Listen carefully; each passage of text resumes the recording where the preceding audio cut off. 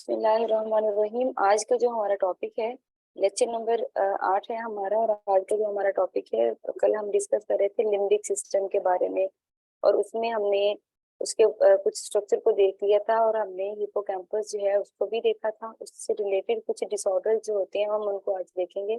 उसके बाद फर्दर उसकी जो चीजें रह जाएंगी फोर ब्रेन से रिलेटेड या लिम्बिक सिस्टम से रिलेटेड, उनको भी हम साथ साथ कवर करते चलेंगे।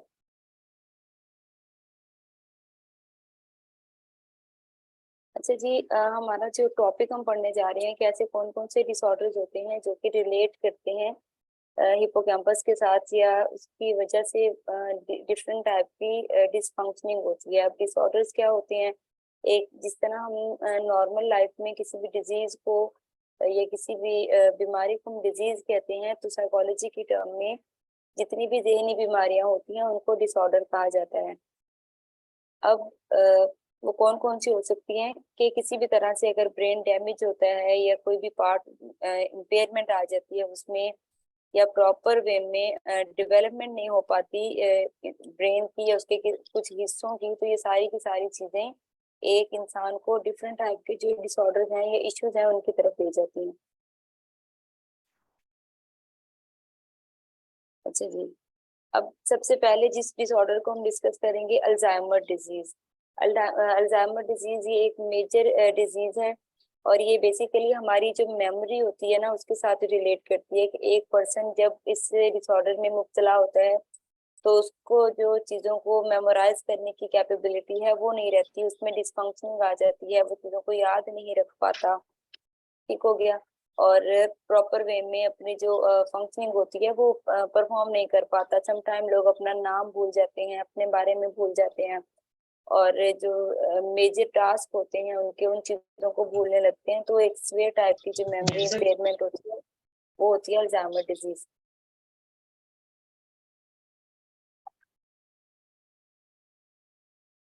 और यहाँ पे क्या है कि ये आपको मेजर मेमोरी इम्पेयरमेंट की तरफ ले जाती है, और जिस तरह हमने अभी डिस्कस किया, और इसकी वजह से आपकी बहुत सारी जो डेली लाइफ की फंक्शनिंग है वो डिस्टर्ब होती है।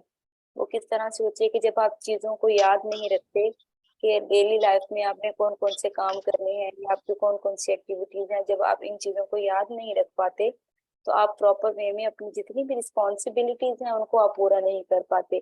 जब आप डिफरेंट रिस्पॉन्सिबिलिटीज को पूरा नहीं करते तो आपकी जो एक रूटीन बनी हुई होती है जिंदगी की वो खासी डिस्टर्ब हो जाती है। तो अल्जाइमर डिजीज की वजह से मेमोरी लॉस होती है, मेमोरी के इश्यूज आते हैं, और मेमोरी के इशू की वजह से आपको आपकी जो डेली लाइफ की फंक्शनिंग है वो डिस्टर्ब होती है।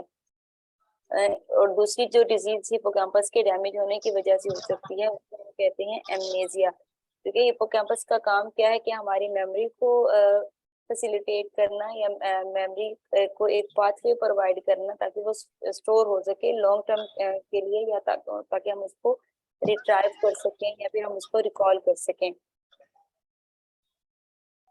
तो यहाँ पे जो अमनेजिया है ये भी एक ऐसी डिजीज है जो कि हिप्पोकैम्पस के डैमेज होने की वजह से, या उसमें कोई इम्पेयरमेंट आ जाती है उसकी वजह से भी हो सकती है। ये प्रोबेबिलिटी है कि उसकी वजह से भी ये डिजीज जो है वो हो सकती है।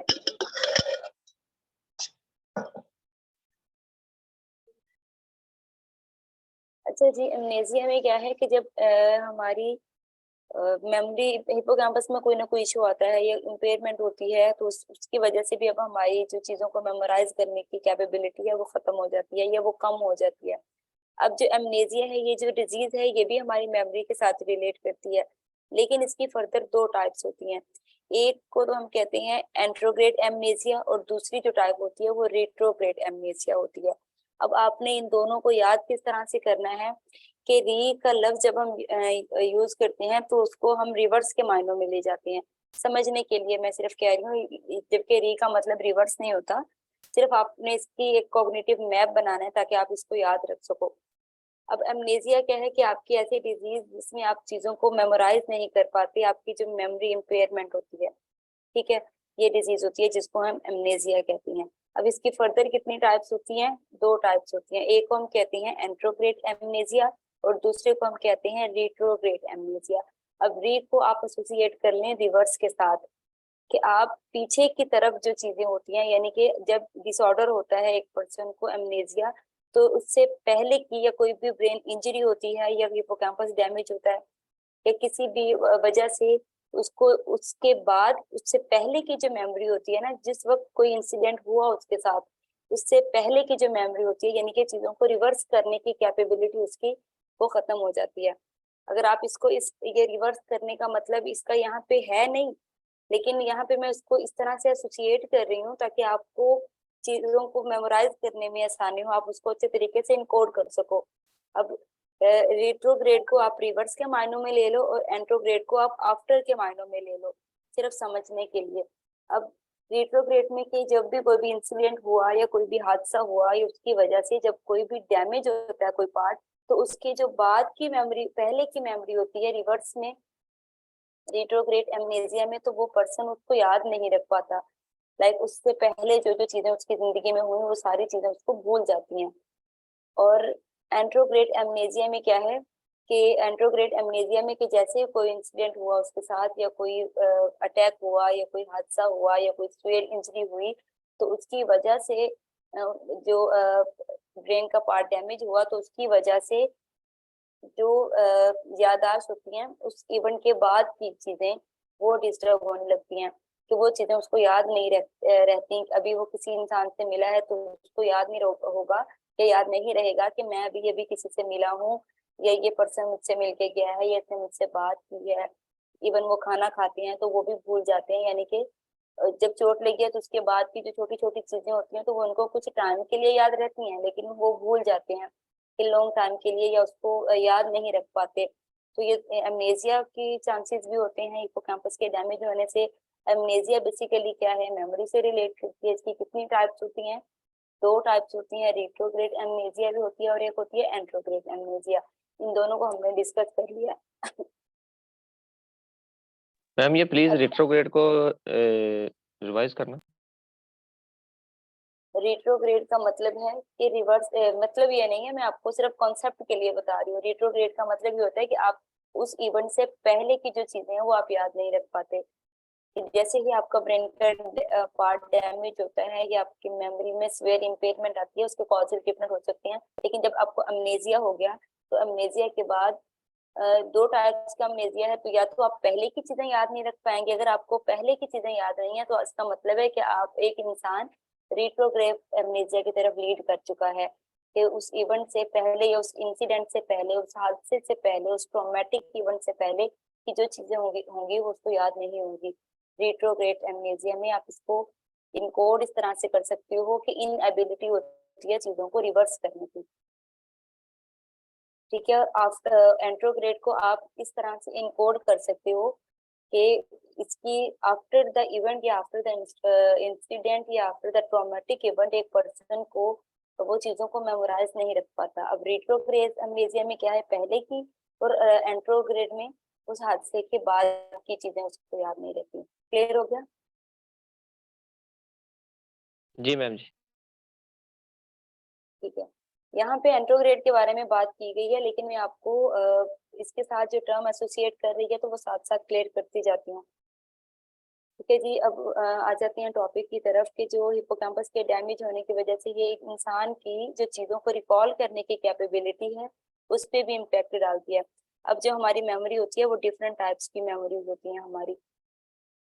कुछ हमारी शॉर्ट टर्म मेमोरीज होती हैं, कुछ हमारी लॉन्ग टर्म मेमोरीज होती हैं। और उसके बाद जो लॉन्ग टर्म मेमोरी है, उस शॉर्ट टर्म मेमोरी में चीजें बहुत ही कम सेकंड के लिए हमें याद रहती हैं। उसके बाद डिफरेंट प्रोसेसेस के बाद वो लॉन्ग टर्म मेमोरी में पहुंच जाती हैं। जब वो लॉन्ग टर्म मेमोरी में जाती हैं तो आप चीजों को रिट्राइव कर सकते हो, जब आपको जरूरत होती है तो वो चीजें आपको याद आ जाती हैं। इसकी शर्त ये है कि आपने उन चीजों को इफेक्टिवली कोड किया हो। उसकी इनकोडिंग जितनी ज्यादा अच्छी होगी उतनी ही आसानी से आप चीजों को रिकॉल कर सकेंगे, रिट्राइव कर सकेंगे। अब जो लॉन्ग टर्म मेमोरी होती है, किसमें चीजों को स्टोर कर लिया आपने, उसको याद रखना है, तो उसकी भी आगे फर्दर टाइप्स होती हैं कि कौन कौन सी मेमोरीज, आप किस किस टाइप्स की मेमोरी किस किस हिस्से में आती हैं।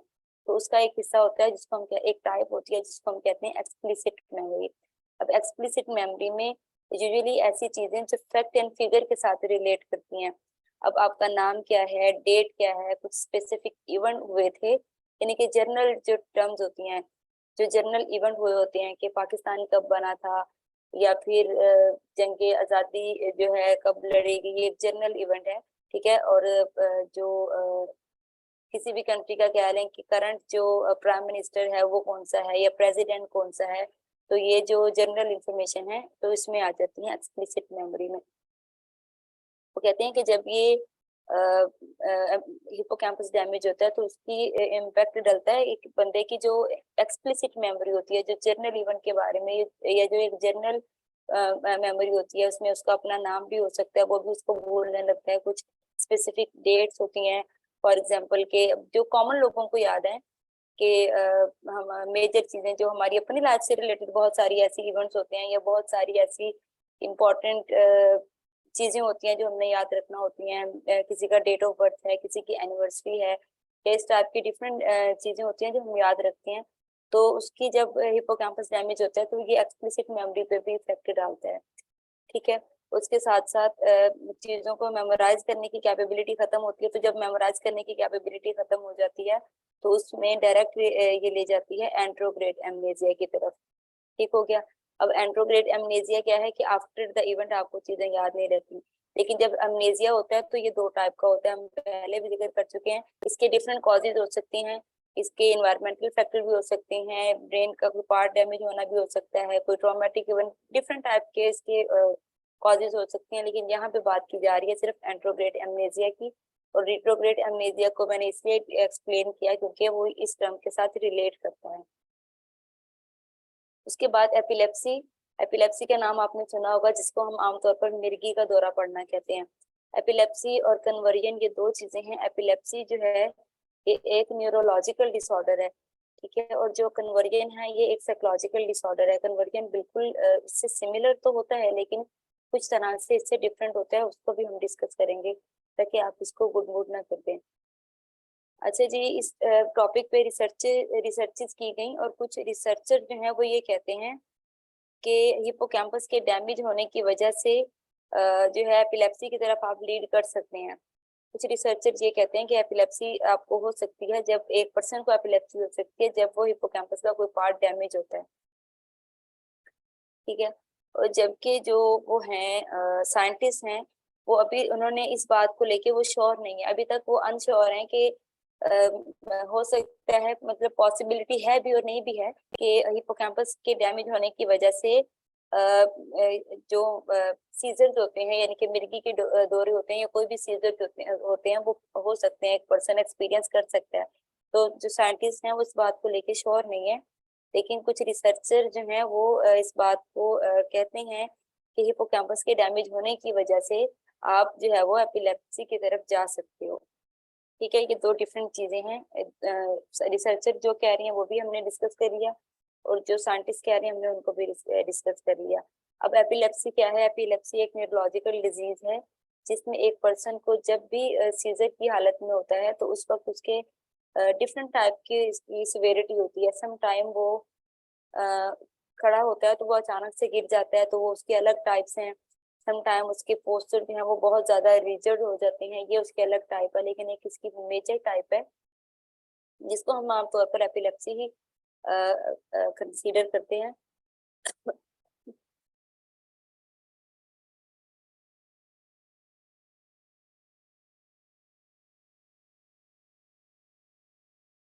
अच्छा जी, इसको हम एपिलेप्सी कंसीडर करते हैं। मेजर जो टाइप्स होती है उसको सीजर भी कहते हैं क्योंकि नाम से ये कुछ न्यूरो की बुक में अगर आप पढ़ते हैं तो एपिलेप्सी को आमतौर पर सीजर के नाम से या सीजर डिसऑर्डर के नाम से पढ़ा जाता है। तो जो मेजर इसकी टाइप होती है उसमें ये होता है कि एक पर्सन को जब भी एपिलेप्सी के सीजर को एक्सपीरियंस कर रहा होता है तो उसके हाथ पांव मुड़ जाते हैं, बहुत ही रिजिड उसके पोस्चर्स होते हैं। उसका जो इसमें मेजर सिम्टम ये होते हैं कि उसके जो यूरिन पास होता है मुंह से उसके झाग निकलने लगती है और जो है हाथ पांव बहुत अजीब तरह से मुड़ जाते हैं। और एक पर्सन की जो जुबान होती है वो दांतों के नीचे तो आती ही आती है, लेकिन वो बिल्कुल जो साइड वाले दांत होते हैं हमारे उनके नीचे वो बहुत बुरी तरह से आ जाती है और समटाइम उनकी जुबान जख्मी भी हो जाती है जब एक बंदे को एपिलेप्सी के सीजर को एक्सपीरियंस कर रहा होता है एक पर्सन। और ये हिपोकैम्पस की वजह से भी हो सकती है, ये सॉरी रिसर्चर ये कह रहे हैं कि हिपोकैम्पस की डैमेज होने की वजह से हो सकती है। जबकि साइंटिस्ट इस बात को लेके श्योर नहीं है। और जो वो जो डिसऑर्डर होता है कन्वर्जन डिसऑर्डर, वो इससे डिफरेंट होता है। उसमें भी एक पर्सन को सीजर तो हो रहे होते हैं, लेकिन उसमें जो उसकी जुबान होती है वो टिप ऑफ द टंग जो है वो दांतों के नीचे आती है। यानी कि बिल्कुल जो फ्रंट वाला पोर्शन है, टिप है हमारी टंग की, वो दांतों के नीचे आ रही होती है। इसमें मुंह से झाग नहीं निकलती, एक तरह से पानी निकल रहा होता है।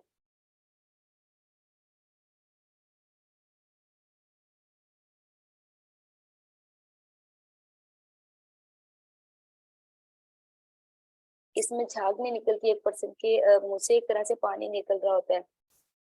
और इसके साथ साथ यूरिन पास नहीं होता पर्सन का। और ये जो कन्वर्जन के क्लाइंट होते हैं, तो इनको जैसे ये अटेंशन सीकर होते हैं, जैसे ही आप इनको अटेंशन देते हैं तो ये अपनी नॉर्मल लाइफ की तरफ आने लगते हैं।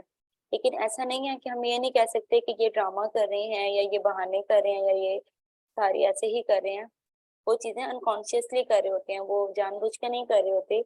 लेकिन ये इतने स्वेयर नहीं होते सीजर जितने के एपिलेप्सी के होते हैं। एपिलेप्सी के जो क्लाइंट्स होते हैं इनको यूजुअली हम मेडिसिन से ट्रीट करते हैं, जबकि कन्वर्जन के जो क्लाइंट होते हैं ये अटेंशन सीकर होते हैं। और जब ये सिर्फ इसीलिए अनकॉन्शियसली ये चीजें हो रही होती हैं, लेकिन जैसे ही उनका ये पर्पस क्या होता है कि उनको अटेंशन मिले, और अगर आप इनको इग्नोर कर देते हैं तो आमतौर पर जब भी किसी क्लाइंट को सिवियरिटी होती है उसके कन्वर्जन के जो है वो फिट्स की, तो उनको ये कहा जाता है कि इनको इग्नोर करना शुरू कर दें। तो जैसे जैसे घर वाले इग्नोर करते हैं तो वो नॉर्मेलिटी की तरफ आ जाते हैं।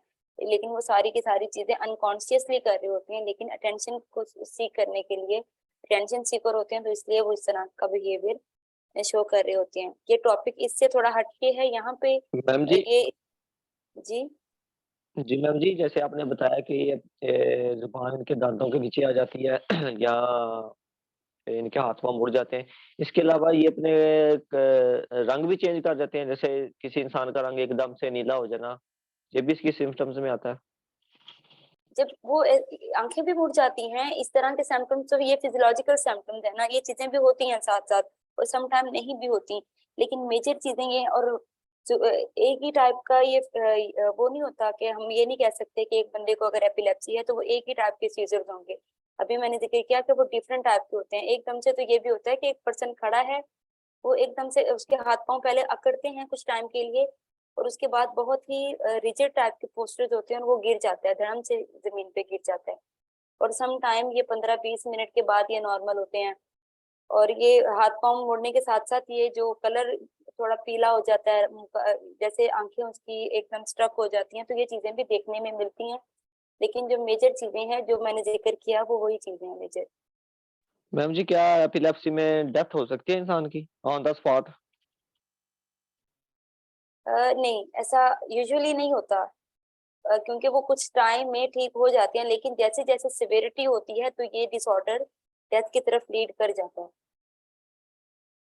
सिवियरिटी जैसे जैसे डिसऑर्डर में होती है तो वैसे वैसे ही डेथ की तरफ लीड कर जाता है, लेकिन यूजुअली नहीं होता।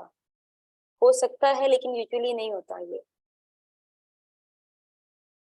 15-20 मिनट के बाद या कुछ टाइम के बाद वो सही होने लगते हैं। लेकिन जब सिवियरिटी होती है तो कुछ कुछ देर के बाद उनको दौरे पड़ने लगते हैं। और इसका ड्यूरेशन भी कुछ स्पेसिफिक होता है कि कुछ दिनों में, एक हफ्ते में एक एक दो दो बार भी उनको होने लगते हैं। तो ये सिवियरिटी की तरफ आने लगते हैं जब उनको वो ज्यादा ये फीड्स की तरफ आने लगते हैं, तो ये सिवियरिटी मैम होती जी, है उनकी ये डिजीज। ये जो अभी आपने सिम्पटम्स बताई हैं, इस तरह के सिम्पटम्स तो हार्ट अटैक के बंदों को।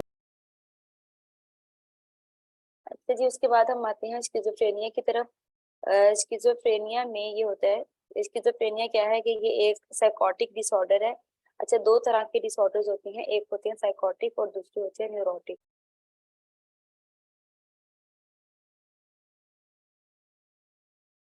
अच्छा जी, साइकोटिक होती हैं और न्यूरोटिक दो तरह के डिसऑर्डर्स होते हैं। साइकोटिक ऐसे डिसऑर्डर होते हैं जिसमें एक पर्सन का रियलिटी के साथ जो कांटेक्ट होता है ना, वो बिल्कुल डिस्कनेक्ट हो जाते हैं रियलिटी से।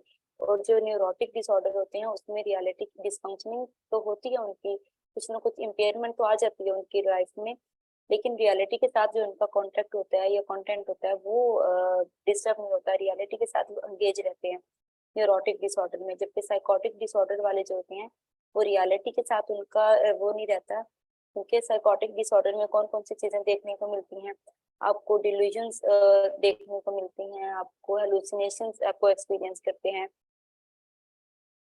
पॉजिटिव सिम्टम्स होते हैं और नेगेटिव सिम्टम्स होते हैं। पॉजिटिव सिम्टम्स में हेलुसिनेशन और डिल्यूजन्स आ जाते हैं, और नेगेटिव सिम्टम्स में आपके पास आ जाते हैं बहुत सारी चीजें आती हैं, जिसमें एसेक्सुअलिटी है, एनिडोनिया है, एलोगिया है, और भी इस तरह की चीजें आती हैं। और उसके बाद जो है मूवमेंट सिम्टम या कैटाटोनिक सिम्टम्स भी आ जाते हैं। ये सारे के सारे स्किज़ोफ्रेनिया के सिम्टम्स हैं मेजर। इनको थोड़ा थोड़ा डिफाइन कर देती हूँ।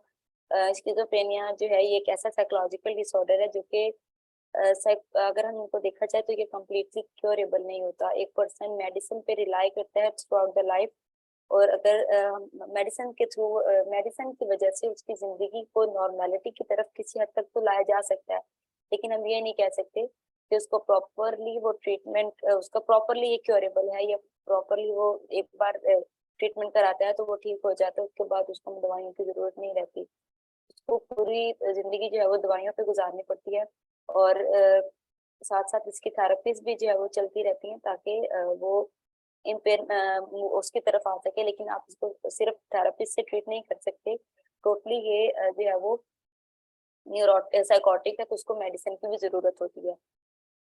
अच्छा जी, इसमें डिल्यूजन होती है, हेलुसिनेशन होती है। डिल्यूजन में डिफरेंट टाइप की डिल्यूजन होती हैं, लेकिन मेन कॉन्सेप्ट ये है कि फॉल्स और फिक्स बिलीव्स होते हैं, कि एक पर्सन को बिल्कुल झूठे अकायद होती हैं, लेकिन वो उस बात को मानने के लिए तैयार नहीं होता कि वो जो समझता है या वो जो सोचता है वो गलत है, बल्कि उसके बहुत ही फिक्स बिलीव्स होते हैं। ठीक है, उसके बाद जो है हेलुसिनेशन। हेलुसिनेशन का मतलब ये है कि एक पर्सन ऐसी चीजों को एक्सपीरियंस कर रहा है जो कि रियलिटी में एग्जिस्ट नहीं करती, या वो रियलिटी में उन चीजों के साथ एक्सपीरियंस नहीं कर रहा, लेकिन वो उस चीज की कंप्लेन कर रहा होता है। कुछ चीजें नजर आ रही होती हैं, ऐसा लग रहा होता है कुछ चीजें उससे बातें कर रही हैं, और इस तरह की चीजों को वो एक्सपीरियंस करता है। और कुछ डिसऑर्गेनाइज स्पीच होती है, डिसऑर्गेनाइज बिहेवियर होता है। डिसऑर्गेनाइज स्पीच में यह है कि उसका जो जब जैसे अब एक नॉर्मल इंसान दूसरे बंदों से बात कर रहा होता है, तो उसकी जो एक लफ्जों के साथ लफ्ज मिल रहे होते हैं, एक चेन बन रही होती है। जबकि जो स्किज़ोफ्रेनिया का पर्सन बात करता है, तो वो एक बात का सिरा लेता है और दूसरी बात का बिल्कुल एंडिंग पॉइंट ले लेता है, यानी कि उसकी बात का जो प्रॉपर थीम है ना वो समझ नहीं आ रहा होता, अपनी बातों को इफेक्टिवली वो डिलीवर नहीं कर पा रहा होता, और सामने वाले के लिए ऐसी नहीं होती कि सामने वाला उसको समझ सके। ये डिफरेंट जो इंट्रो है ये स्किज़ोफ्रेनिया का है। और इसके साथ कैटाटोनिक सिम्पटम्स होते हैं कि उनकी जो मूवमेंट से रिलेटेड सिम्पटम्स होते हैं वो शो करवा रहा होता है। ठीक हो गया, ये स्किज़ोफ्रेनिया का ब्रीफ सा इंट्रोडक्शन है। बाकी आप जब डिटेल में अगर हमने इसको पढ़ा तो डिस्कस करेंगे। अब आ जाते हैं कि स्किज़ोफ्रेनिया हिप्पोकैम्पस के डैमेज होने की वजह से स्किज़ोफ्रेनिया पे भी इफेक्ट आ सकता है, यानी कि हिप्पोकैम्पस की वजह से किसी भी तरह से जो है वो इम्पैक्ट डाल सकती है ये स्किज़ोफ्रेनिया पे। एक मिनट।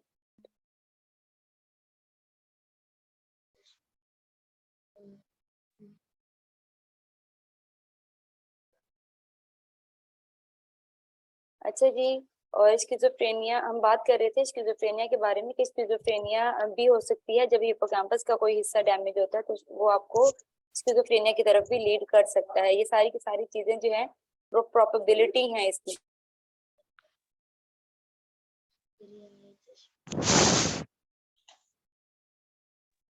अच्छा जी, उसके बाद हम डिप्रेशन के बारे में बात करते हैं कि डिप्रेशन क्या है। ये एक साइकोलॉजिकल डिजीज है, और इसमें इसका उसमें होता है क्या है कि एक पर्सन की जो नॉर्मल जिंदगी है वो थोड़ी डिस्टर्ब होती है, और भूख में कमी आ रही होती है। ये बेसिकली मूड डिसऑर्डर के साथ रिलेट करता है। उसमें भूख डिस्टर्ब होती है, और एक पर्सन की नींद डिस्टर्ब होती है, और ये इंडिविजुअल टू इंडिविजुअल वेरी कर रही होती है। एक इंसान नॉर्मल लाइफ से ज्यादा सो रहा होता है, नॉर्मल रूटीन से, और बाजुकात लोग नॉर्मल रूटीन से कम नींद लेते हैं।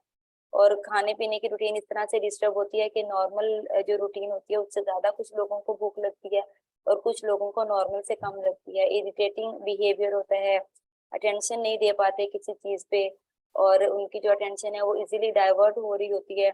इस तरह के डिफरेंट सिम्टम्स, अटेंशन जो है वो नहीं दे पा रहे होते, कंसंट्रेशन का जो लेवल है उनका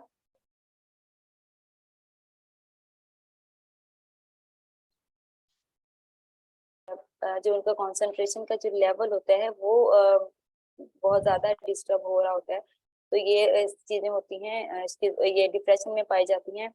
तो वो ये कहते हैं कि इसकी वजह से भी ये लीड कर सकती है हमें उसकी तरफ, हिप्पोकैम्पस की वजह से डिप्रेशन की तरफ भी लीड कर सकता है एक person. Post traumatic stress disorder क्या है? ये बेसिकली स्ट्रेस रिलेटेड डिसऑर्डर है, और ये किसी भी स्ट्रेसफुल इवेंट या कोई ट्रॉमेटिक इवेंट को जब आप एक्सपीरियंस करते हो। अब ट्रॉमा क्या होते हैं?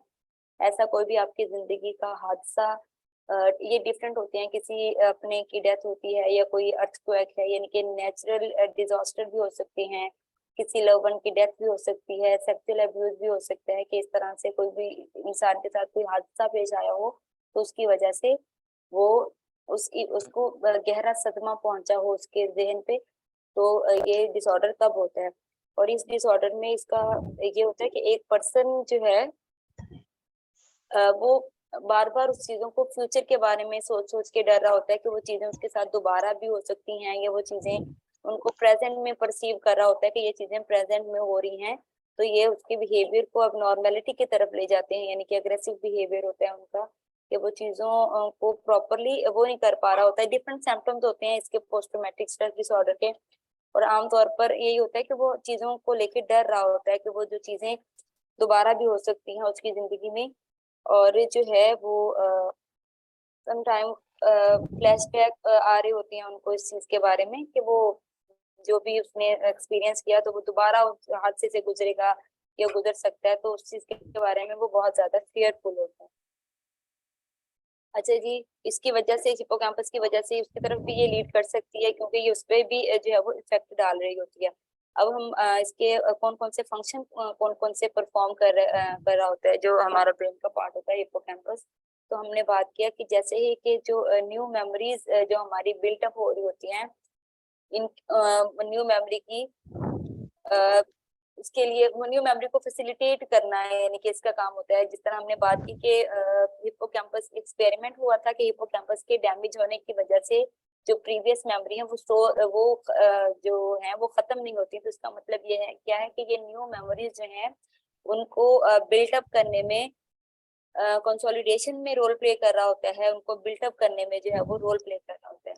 अब हमारी इमोशनल रिस्पॉन्सेज में भी ये रोल प्ले करता है। ठीक है, ये माइक ऑन ऑफ कर लें अपना काइंडली।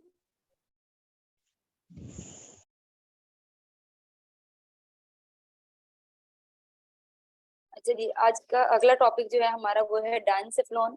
डायंसेफ्लोन क्या होता है? हमने पढ़ा था कि ये भी ब्रेन का हिस्सा होता है, यानी कि सब डिवीजन में आ जाता है। और ये अ, इसके अंदर डिफरेंट चीजें फर्दर जो ब्रेन जो स्ट्रक्चर है ब्रेन का, इसमें थैलेमस, हाइपोथैलेमस और भी चीजें आती हैं, लेकिन हम मेजरली यहाँ पे थैलेमस और हाइपोथैलेमस को ही डिस्कस करने वाले हैं। अच्छा जी, ठीक है जी। जो डायंसेफ्लोन है, यहाँ पे सबसे पहले वो बताते हैं कि इसकी लोकेशन क्या है। तो हमने ब्रेन की वेंट्रिकल्स के बारे में पढ़ा था कि जो ब्रेन की वेंट्रिकल्स होती हैं ये उनके करीब वाक़ होता है। ठीक है, और जो ब्रेन का पार्ट होता है, जैसे मेडोला है, पोन्स है या मिड ब्रेन है, तो इनका जो सुपीरियर पोर्शन होता है उसके करीब ये वाक़ होता है।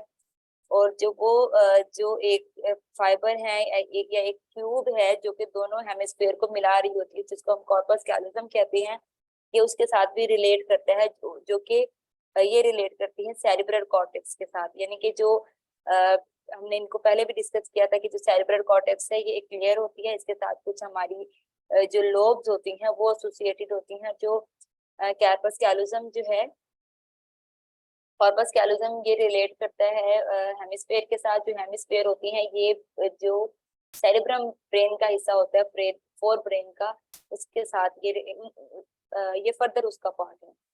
ठीक है, अब यहाँ पे बता रहे हैं कि 4 टाइप्स की जो है थैलेमस, ये डायंसेफ्लोन में 4 टाइप्स होती हैं। ठीक है, इस कौन कौन सी होती है?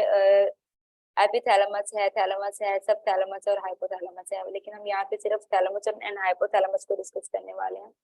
अब ये डिफरेंट टाइप की ब्रेन की फंक्शनिंग को भी परफॉर्म कर रहा होता है, यानी कि जैसे कि एंडोक्राइन सिस्टम जो है ये हमारा ऐसा सिस्टम होता है जिसमें डिफरेंट ग्लैंड्स होती हैं, और जो ग्लैंड्स होती हैं वो हार्मोन जो है रिस्पॉन्सिबल होती हैं हार्मोन्स की सेक्रेशन में, यानी कि हार्मोन रिलीज होते हैं डिफरेंट एंडोक्राइन सिस्टम से, यानी कि उसमें डिफरेंट ग्लैंड्स होती हैं, वो डिफरेंट टाइप के हार्मोन रिलीज करती हैं।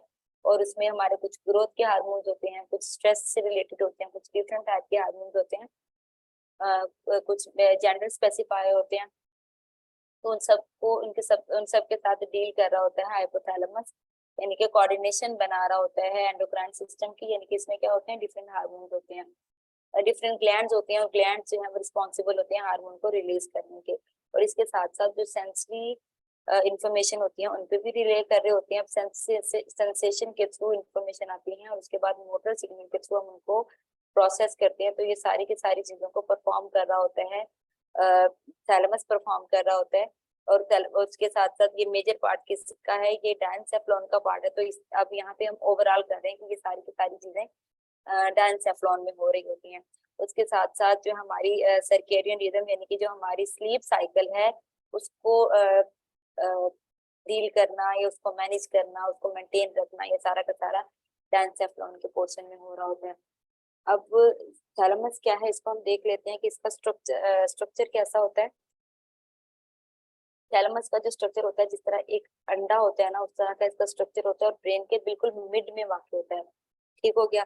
और इसको आप क्या है, इसका काम क्या होता है कि जो भी हमने अभी पढ़ा कि जो सेंसेशन के थ्रू इंफॉर्मेशन आप लेते हैं, उसके बाद उनको प्रोसेस किस तरह से करना है, उनके साथ ये डील करता है। और सेंसरी इंफॉर्मेशन के साथ डील करता है।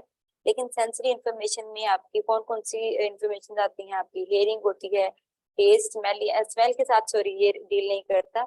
उसके अलावा जो आपकी सेंसेशन होती है, इनके 4 आपके सेंसरी एक्सपीरियंसेस का रिस्पॉन्सिबल होता है, लेकिन ये स्मेल की जो सेंस होती है उसको प्रोसेस नहीं करता। अच्छा जी, इसका स्ट्रक्चर बता रहे हैं कि वो ग्रे मैटर होता है, ठीक है। और ये बिल्कुल हम ये डिस्कस कर चुके हैं कि ये बिल्कुल सेंटर में वाक़ होता है। और ब्रेन जो है हमारा, मिड ब्रेन उसके साथ रिलेट करता है, और मिड ब्रेन को मेसेनसेफ्लॉन भी कहा जाता है, ठीक है। और जो फोर ब्रेन है उसको प्रोजेंसेफ्लॉन भी कहा जाता है। फोर ब्रेन के से कोई एक इनके पहले वाले नाम है, इनको इन नामों से भी पुकारा जाता है। और ये जो मिड ब्रेन है, ये क्या काम करता है कि जो फाइबर होते हैं उनको ब्रेन के डिफरेंट पार्ट के साथ कनेक्ट करने का रिस्पॉन्सिबल होता है, ताकि प्रॉपर ब्रेन में जो फंक्शन है वो हो सके।